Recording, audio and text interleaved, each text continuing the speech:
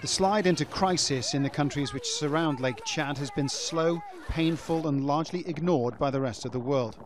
Almost a decade of chronic poverty and food and water shortages have seen 2.5 million Africans displaced from their homes and 10 million made dependent on humanitarian aid.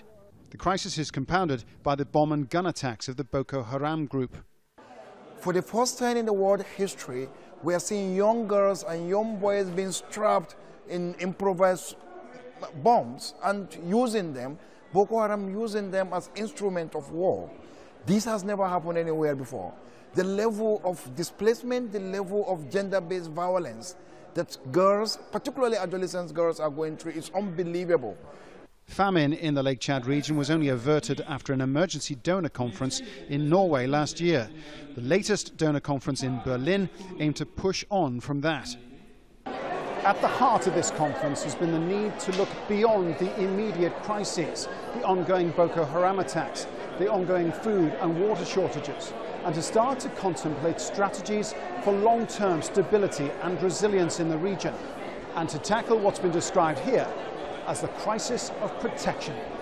One important strand of that is to make sure women's skills and abilities are enabled in the 4 countries which surround the lake: Nigeria, Niger, Chad and Cameroon. Education, provide them access to resources, change some of the legal obstacles that they might face in terms of land ownership, in terms of inheritance, and also try to address issues of forced marriage.